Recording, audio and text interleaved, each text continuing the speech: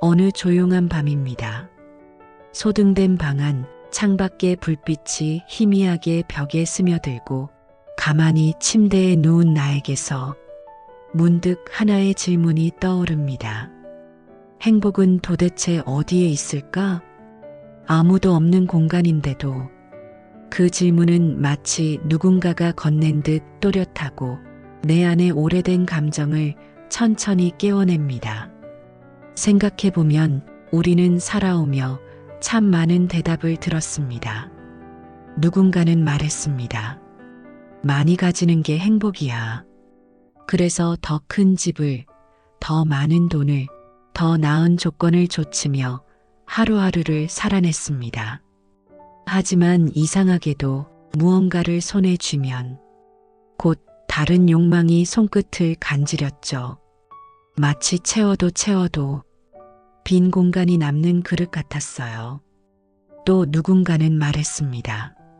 사람들에게 인정받는 게 중요해. 그래서 좋은 평가, 높은 자리, 더 많은 좋아요와 칭찬을 갈구했습니다. 그런데 말이에요. 그 인정은 이상하리만치 늘 어딘가 불안정했어요. 조금이라도 기대에 미치지 못하면 단숨에 외면당할 것 같은 불안. 우리는 결국 누군가의 시선에 살며 자기 자신을 잃어가고 있진 않았을까요? 그러던 어느 날 아르투어 쇼펜하우어라는 철학자를 만났습니다. 그는 조용한 문장으로 그러나 흔들림 없는 어조로 이렇게 말하더군요. 행복은 세 가지로 구성됩니다. 첫째, 내가 어떤 사람인가. 둘째, 내가 무엇을 가지고 있는가. 셋째, 세상이 나를 어떻게 보는가. 너무 단순한 말 같지만 그 속에는 우리가 살아오며 흘려버린 본질이 담겨 있었습니다. 오늘 하루도 수많은 이미지와 말들이 우리를 스쳐갔습니다. 누구는 새 차를 샀다고 하고, 누구는 해외여행 사진을 올리고, 누구는 직장에서 승진했다며 축하를 받습니다. 그 화면 속 세상은 늘 빛나고 나보다 훨씬 앞서가는 것처럼 보입니다. 그럴 때면 문득 나라는 사람이 작고 초라해 보일 때가 있어요. 지금 내 모습은 정말 괜찮은 걸까? 이대로 살아도 되는 걸까? 그 질문 앞에 우리는 다시 행복에 대해 생각하게 됩니다. 쇼펜하우어는 말합니다. 행복은 세 가지로 이루어진다. 그중 가장 중요한 것은 바로 내가 어떤 사람인가이다. 내가 어떤 사람인가. 이 말은 단순히 성격이나 직업, 외적인 특징을 뜻하지 않습니다. 그건 더 깊은 차원의 이야기입니다. 내가 세상을 어떻게 바라보는 사람인지, 상처 앞에서 어떤 선택을 하는지, 외로울 때 무엇으로 나를 위로하는지, 그리고 어떤 순간에 가장 나답다고 느끼는지, 그런 것들이 모여 나라는 사람을 만듭니다. 예를 들어볼게요. 누군가는 일요일 아침 조용한 카페에 앉아 책을 읽으며 행복을 느낍니다. 누군가는 친구들과 함께 소란스러운 식당에서 웃고 떠드는 시간에 충만함을 느끼죠. 같은 시간, 같은 도시, 하지만 전혀 다른 방식의 충족. 중요한 건 어떤 것이 더 나은가가 아니라 나는 어떤 순간에 살아있음을 느끼는가 예요. 내가 어떤 사람인지 아는 사람은 남과 비교하지 않습니다. 왜냐하면 자기 안의 세계가 이미 충만하기 때문이죠. 또 다른 예를 들어볼게요. 두 사람이 같은 영화를 봅니다. 한 사람은 별 내용 없더라고 말하고, 다른 한 사람은 마음이 너무 저려서 며칠 동안 여운이 남았어라고 말하죠. 차이는 뭘까요? 영화의 내용이 아니라 그걸 받아들이는 감수성과 내면의 풍요로움입니다. 쇼펜하우어는 말합니다. 외부의 세계는 동일하지만 그 세계를 누가 보느냐에 따라 완전히 다른 경험이 된다고. 그러니 진짜 중요한 건 무엇을 보느냐가 아니라 그걸 보는 나의 눈인 거예요. 현대 사회는 끊임없이 우리에게 묻습니다. 너 지금 어디까지 왔니? 무엇을 잃었고, 무엇을 가졌고, 얼마나 알려졌니? 그 질문은 우리를 자꾸 바깥으로 향하게 만들어요. 더 벌어야 하고, 더 유명해져야 하고, 더 완벽해 보여야만 한다고. 하지만 그 과정에서 우리는 종종 나는 누구인가라는 질문을 놓쳐버립니다. 쇼펜하우어는 말합니다. 지혜로운 사람은 외부의 풍요보다 내면의 평화를 먼저 구한다. 세상이 줄 수 있는 것들은 언제든지 사라질 수 있어요. 하지만 내가 나를 이해하고 스스로를 지탱할 수 있는 힘을 가졌다면 그건 누구도 빼앗을 수 없는 가장 단단한 행복입니다. 사실 우리 모두는 각자의 방식으로 살아가고 있어요. 누군가는 일상에서 예술을 발견하고 누군가는 사람들과의 대화 속에서 성찰을 얻고 또 누군가는 조용한 밤 혼자 걷는 길에서 세상과 이어집니다. 그리고 그 방식은 모두 옳습니다. 왜냐하면 행복은 정답이 아니라 적합함이기 때문이죠. 나에게 맞는 것, 나다운 것, 그것이 바로 내면의 충만함에서 오는 행복입니다.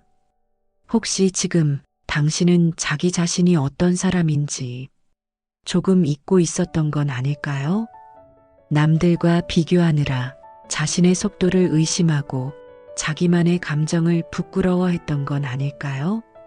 하지만 오늘 이 밤만큼은 그 모든 비교와 속도를 내려놓고 나는 어떤 사람인가를 다시 물어봐도 좋습니다.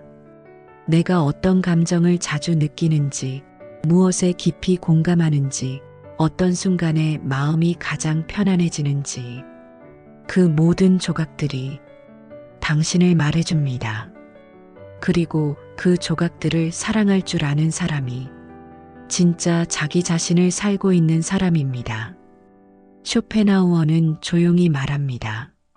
진짜 부자는 자기 안에 불을 지닌 사람이다. 오늘 당신도 스스로에게 이렇게 말해보세요. 나는 괜찮은 사람이다. 조금 느려도 조금 다르게 살아도 나는 나의 세계를 잘 가꾸며 살고 있다. 그렇게 말할 수 있다면 당신은 이미 행복의 본질을 이해하고 있는 사람입니다. 당신은 지금 무엇을 가지고 있나요? 혹은 무엇을 가지지 못해 자주 마음이 무거워지곤 하나요? 통장 잔고를 확인할 때, 이달의 카드 명세서를 마주할 때, SNS 속 누군가의 새 차, 새 집, 새 삶을 볼 때, 우리는 자신이 가진 것과 가지지 못한 것을 나란히 세어봅니다. 그리고 어느새 그 숫자들이 나의 가치처럼 느껴지곤 하죠. 하지만 쇼펜하우어는 말합니다. 물질은 삶을 지탱할 수는 있지만 삶에 의미를 주지는 않는다. 우리는 살아가며 수많은 것들을 가집니다. 집, 옷, 가방, 스마트폰, 노트북. 그건 분명히 편리함을 주고 어떤 상황에서는 자존감을 지켜주기도 하죠. 하지만 그 소유가 우리 마음을 풍요롭게 하지는 않습니다. 어떤 물건은 사는 순간부터 지루해지고 어떤 가전은 며칠 만에 관심받게 되죠. 새로움은 순식간에 익숙함이 되고 익숙함은 쉽게 무감각으로 바뀝니다. 예를 하나 들어볼게요. 회사원이었던 K는 몇 년을 모아 드디어 차를 샀습니다. 그토록 원하던 모델이었죠. 며칠은 출근길마다 기분이 좋았고 사진도 많이 찍었죠. 하지만 3개월쯤 지나고 나니 그 차는 그냥 평소 타는 차가 되었고 기름값 걱정과 주차 스트레스가 더 커졌습니다. 그는 말합니다. 그때는 그걸 가지면 달라질 줄 알았어요. 그 말에는 많은 사람의 후회와 닮은 감정이 숨어 있습니다. 무언가를 소유함으로써 삶 전체가 빛날 거라 믿었던 순간들. 하지만 쇼펜하우어는 그 믿음을 조용히 반문합니다. 소유는 기쁨을 줄 수 있으나 그 기쁨은 소멸의 속도로 달아간다. 또 다른 예도 있어요. 대학을 갓 졸업한 앨은 정장을 갖추고 좋은 노트북을 사고 비싼 가방을 들고 다녔습니다. 그 모든 것들이 스스로를 어른처럼 보이게 해줄 거라 생각했죠. 하지만 정작 회의 시간엔 아무 말도 못했고 자기 생각을 말하는 게 익숙지 않아 자신이 작게만 느껴졌습니다. 그녀는 속으로 생각했습니다. 내가 부족한 건 물건이 아니라 내 안에 무엇이었구나. 그렇다고 쇼펜하우어가 물질의 중요성을 전부 부정한 건 아닙니다. 그는 말합니다. 필요한 만큼의 소유는 삶을 안정시키지만 그 이상은 욕망과 걱정만을 낳는다. 기초적인 생계와 안전, 건강을 위한 최소한의 자산은 당연히 중요하다고 보았습니다. 하지만 그 기준을 넘어서면 우리는 소유에 휘둘리기 시작한다고 말하죠. 현대의 우리는 끊임없이 소유하라고 배웁니다. 새 스마트폰이 출시되면 기능이 바뀌지 않아도 마음이 흔들리고 이전보다 큰 평수를 보면 지금의 집이 작게만 느껴집니다. 더 많은 옷, 더 많은 구독, 더 빠른 인터넷, 더 많은 정보, 더 좋은 사양, 더 넓은 공간. 하지만 정작 우리의 마음은 그만큼 더 편안해졌을까요? 소유는 분명히 삶의 편의를 줍니다. 하지만 우리가 정말 바라는 건 편리함이 아니라 평온함 아닐까요? 그 평온함은 더 갖는 데서 오는 게 아니라 내게 이미 있는 것의 가치를 다시 느끼는 데서 옵니다. 예를 들어 매일 쓰는 낡은 컵이 아버지와 함께 산 첫 생활용품이라면 그 컵은 단순한 소유가 아니라 기억이 됩니다. 자주 듣는 노래가 힘들던 시절을 지켜준 위로였다면 그 멜로디는 소유물이 아니라 마음의 쉼터가 됩니다. 우리는 자신이 가진 것들을 너무 빨리 잊습니다. 그리고 가지지 못한 것만 자꾸 바라보게 되죠. 하지만 조금만 멈춰서면 작은 것 안에 담긴 의미들이 보이기 시작해요. 익숙한 방의 조명, 지친 하루를 덮어주는 이불, 혼자 마시는 따뜻한 커피 한 잔. 그 모든 것이 어쩌면 이미 충분히 좋은 삶의 일부일 수 있습니다. 쇼펜하우어는 말합니다. 진정한 부자는 가지지 않은 것을 아쉬워하지 않고 가진 것에 만족할 줄 아는 사람이다. 혹시 당신도 누군가의 삶을 부러워하고 있었나요? 조금 더 빨리 가는 사람들을 보며 자신을 초라하게 느끼고 있었나요? 괜찮아요. 삶의 속도는 모두 다르고 행복의 기준도 각자 다르니까요. 오늘 밤만큼은 이미 당신 곁에 있는 것들을 한번 조용히 세어보세요. 감사할 만한 것, 사라지지 않아준 것, 언제나 곁에 있었던 것들.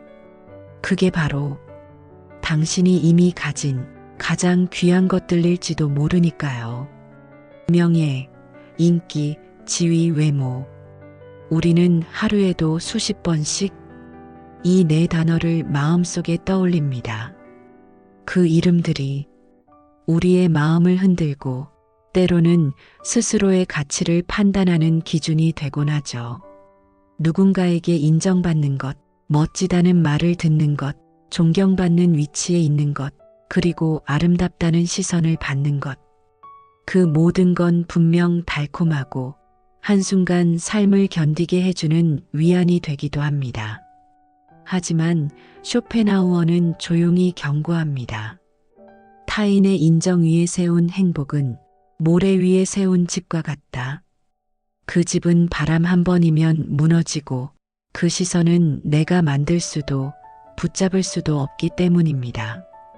당신은 오늘 누구의 시선을 가장 많이 의식하며 하루를 보냈나요? 상사의 눈길, 친구의 반응, SNS 속 낯선 팔로워들의 좋아요 숫자. 우리는 끊임없이 타인이 나를 어떻게 볼까를 염두에 두고 살죠. 그 시선은 종종 우리 자신보다 더 강력한 기준이 되어 마음을 흔들어 놓습니다. 예를 들어 볼게요. 대학 시절, 언은 모든 사람들의 로망이었습니다. 옷도 말도 성적도 완벽했고, 교수님에게는 모범생, 후배들에게는 동경의 대상이었죠. 하지만 사회에 나오고 그를 바라보는 시선이 줄어들자 그는 점점 침묵하게 되었습니다. 나는 더 이상 특별하지 않구나. 지금의 나는 누구에게도 눈에 띄지 않는 사람이야. 그의 자존감은 스스로 만든 것이 아니라 타인의 반응으로 세워졌기에 그 반응이 사라지자 그 자신도 함께 무너져 버린 거예요. 또 다른 사람, S는 SNS 인플루언서였습니다. 매일 게시물을 올리고 댓글과 좋아요를 확인하며 하루를 시작했죠. 사람들은 그녀에게 말했습니다. 예쁘다, 멋지다, 삶이 부러워요. 하지만 어느 순간 S는 자신이 정말로 무엇을 원하는지 알 수 없게 되었습니다. 모든 선택이 이건 사람들이 좋아할까? 로 시작되었으니까요. 그녀는 말합니다. 나는 나를 위해 사는 게 아니었어요. 그저 괜찮아 보이기 위해 살고 있었던 거예요. 쇼펜하우어는 이렇게 말합니다. 남의 눈으로 자신을 보려는 사람은 결국 자신을 잃게 된다. 타인의 인정은 햇살과 같아요. 비치면 따뜻하지만 언제든 흐려지고 사라지죠. 그래서 그걸 행복의 중심에 놓아버리면 내 마음도 날씨처럼 흔들립니다. 칭찬받는 날은 웃고 비판받는 날은 주눅들고 무관심한 날은 공허에 빠지게 돼요. 왜 우리는 이토록 타인의 시선에 집착하게 될까요? 아마도 인정받고 싶은 마음, 사랑받고 싶은 욕구, 괜찮은 사람이라는 확신을 스스로가 아닌 외부에서 받고 싶어 하기 때문일 겁니다. 하지만 쇼펜하우어는 말합니다. 그 확신은 바깥이 아닌 내 안에서 길어 올려야 한다고. 남의 존경은 그림자와 같다. 빛이 있을 때만 생기고 그 방향은 내가 정할 수 없다. 진짜 행복은 그림자가 아닌 실체에 집중하는 데서 옵니다. 나는 어떤 가치를 믿고 있나요? 무엇을 할 때 가장 나다워지나요? 어떤 순간에 스스로를 존중하게 되나요? 그걸 알고 있는 사람은 세상이 뭐라 해도 쉽게 흔들리지 않아요. 왜냐하면 이미 자신만의 기준을 갖고 있기 때문입니다. 물론 타인의 말은 때로 도움을 주죠. 조언, 피드백, 격려. 그 모든 건 방향을 찾는 데 필요한 이정표가 되기도 합니다. 하지만 그 말들이 삶의 중심이 되어선 안 됩니다. 그 중심은 오직 나 자신 그리고 스스로에게 말해줄 수 있는 괜찮아, 넌 충분해 라는 한 문장이 되어야 해요. 혹시 지금 누군가의 말 한마디 때문에 하루 종일 마음이 무거웠던가요? 그렇다면 이 밤만큼은 그 모든 외부의 소음을 꺼두고 자기 마음의 소리를 들어보세요. 나는 내 방식대로 잘 살아가고 있어. 나는 비교가 아니라 방향으로 살아갈 거야. 나는 스스로에게 떳떳한 사람이 되고 싶어. 쇼펜하우어는 말합니다. 진짜 위대한 사람은 타인의 인정을 바라지 않는다. 그는 자기 자신에게 충분하기 때문이다. 오늘 당신에게 필요한 건 세상의 박수가 아니라 스스로에게 보내는 조용한 응원일지도 모릅니다. 우리는 다시 자신에게 묻습니다. 나는 지금 어디에 머무르고 있는가? 나는 지금 어디에서 행복을 찾고 있는가? 많은 것을 가지려 애썼고 많은 사람의 인정을 받으려 노력했으며 더 나은 모습이 되기 위해 스스로를 끝없이 다그쳐 왔습니다. 하지만 그 여정의 끝에서 우리는 마침내 깨닫게 됩니다. 진짜 행복은 더 멀리 가야 찾을 수 있는 것이 아니라 오히려 오래도록 내 안에 있었던 것이므려. 쇼펜하우어는 말했습니다. 행복의 세 가지 축은 내가 누구인지, 무엇을 가지고 있는지, 세상이 나를 어떻게 보는지라고. 그 중에서도 가장 중요한 건 내가 누구인가라는 질문이라고요. 그 질문을 가슴에 품고 사는 사람은 남과 비교하지 않고 소유에 매몰되지 않으며 타인의 시선에 흔들리지 않습니다. 왜냐하면 그는 자기 삶의 기준을 자기 마음의 깊은 곳에서 조용히 길어올릴 줄 아는 사람이기 때문입니다. 물질은 편리함을 줍니다. 시선은 순간의 만족을 줍니다. 그러나 진짜 평온함은 나는 누구인가를 이해하고 그 존재 자체로 자신을 받아들일 수 있을 때 비로소 찾아옵니다. 우리가 자주 잊는 사실 하나가 있어요. 행복은 외부의 찬사가 아니라 자기 자신에게 보내는 조용한 수긍에서 시작된다는 것. 그래, 지금 이대로도 괜찮아. 조금 부족하고 느리더라도 나는 나만의 방식으로 잘 살아가고 있어. 그 말 한마디가 당신을 다시 중심으로 되돌리고 흔들리는 하루를 따뜻하게 마감하게 해줄 것입니다. 혹시 지금도 무언가를 더 갖지 못해 초조한가요? 누군가보다 뒤처진 것 같아 불안한가요? 혹은 사람들의 말에 마음이 무거워졌나요? 그렇다면 이 밤만큼은 모든 비교를 내려놓고 자기 안의 목소리에 귀를 기울여 주세요. 나는 어떤 사람이고 싶은가? 나는 무엇을 향해 살고 싶은가? 그 대답을 천천히 찾아가는 삶, 그 삶이야말로 가장 단단하고 흔들림 없는 행복의 길입니다. 세상은 여전히 빠르고 사람들은 여전히 많이 가지기를 원하고 보이는 것들의 가치를 두려워합니다. 하지만 우리는 그 안에서 조용히 속삭이는 또 다른 진실을 배웠습니다. 행복은 더 가지는 삶이 아니라 더 깨어있는 삶에서 시작된다는 것. 더 많이 듣고, 더 깊이 바라보고, 더 솔직하게 살아가는 것. 그것이야말로 쇼펜하우어가 말한 진짜 삶의 지혜일지도 모르겠습니다. 오늘 이 이야기가 당신의 하루 끝에 조용한 위로가 되기를 바랍니다. 당신은 이미 자기 안의 중심을 향해 조용히 걷고 있는 사람입니다.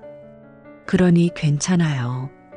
그 길 위에서 우리는 언젠가 만나게 될 겁니다. 당신의 삶이, 당신의 마음이 그 무엇보다 충분히 아름답기를, 그리고 지금 이 순간 그것을 잊지 않기를 바랍니다. 오늘도 함께 걸어와 주셔서 정말 고맙습니다.